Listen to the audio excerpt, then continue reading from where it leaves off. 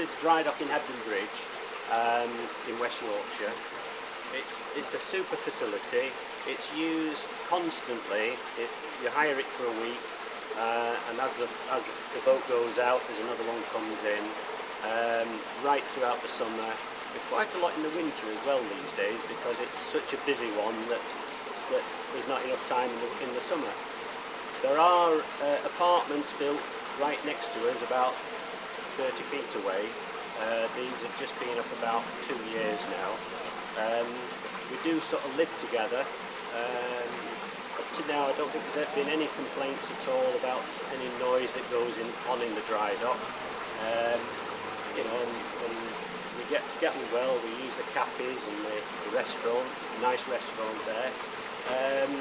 And it's quite a tourist attraction. It's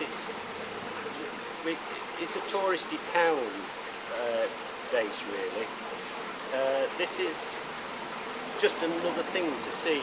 We get lots of people coming to the end of the dry dock and looking in and asking me questions. It's all part of a package. We've got the canal, of course, and the boats and the trip boats, lovely shops, and that's it just all works.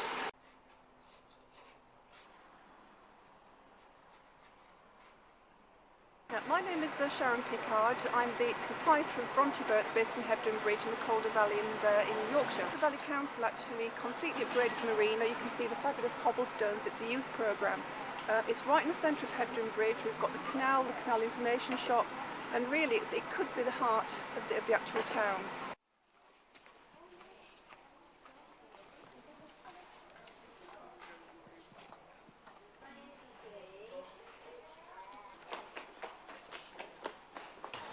Hello, my name's Lee. I am here at the Alternative Technology Centre in Hebden Bridge, where I work at Eco Recycling Plastics. It's a small community-based place with many small businesses, as well as some educational side things done by SUS Cooperative. Through there is where I work, down in the plastics factory, and I'll go down and take you down there.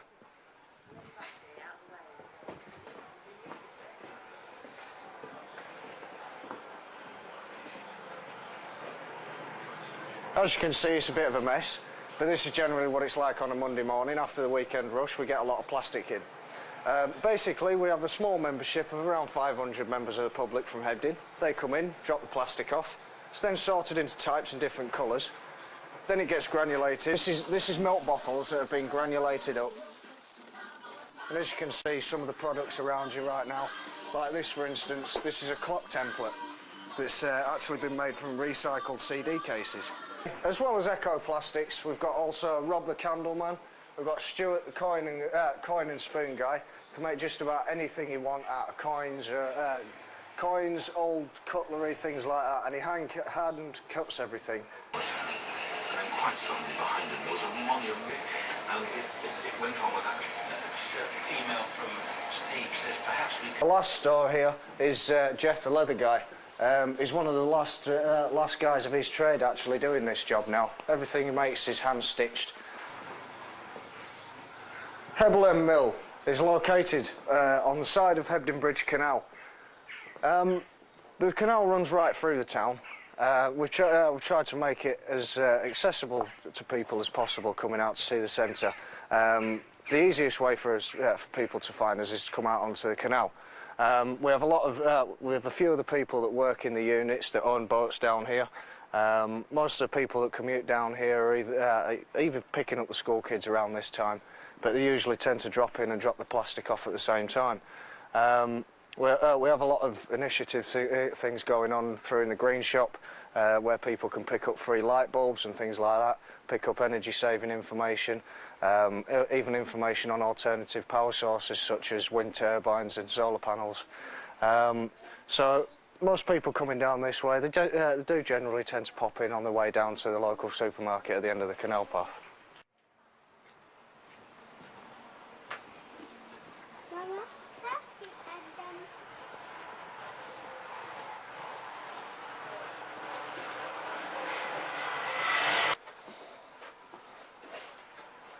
Hi, I'm Andrew Granger and I have a unit, Hebden End, a joiner's shop. and it's extremely useful for people in the local community and the canal users as well. It's affordable and very important to the local community. I mainly do furniture and household repairs, kitchens for all the local people, which means I don't have to travel out of the local area. It's been absolutely dynamic for me and, well, for a lot of my customers as well.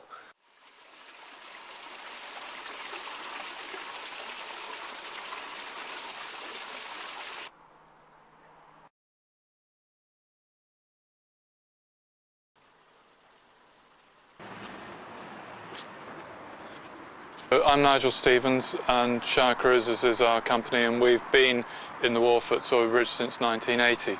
And the project, I suppose, here really dates back to the early 70s, when other people saw the potential of the wharf, which was by then completely disused and not having any... the buildings were in very poor condition.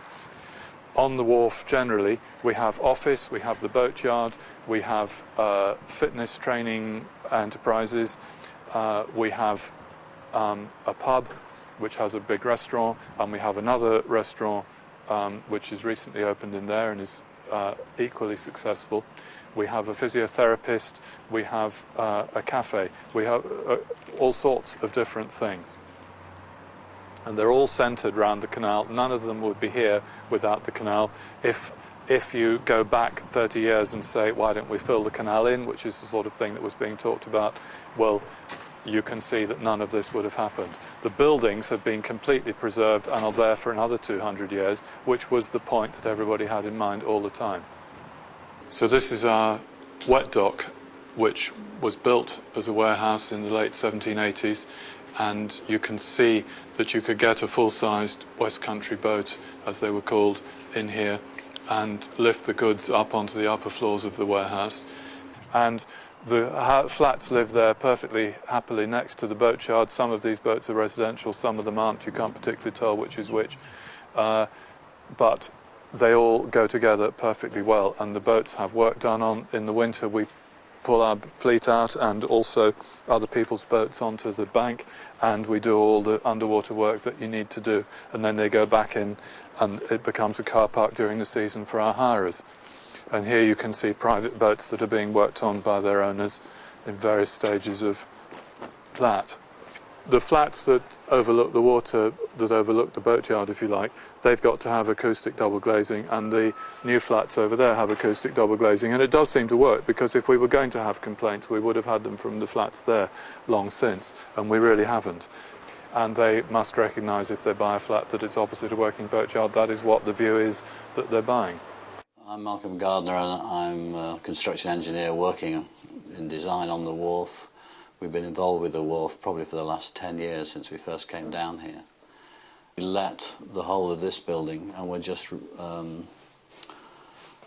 renovating another derelict Georgian building across the water. We've got a lot of interest for offices for there. People like to work near water, and because of the mix of the cafes, physiotherapists, bars, restaurants, website designers, accountants.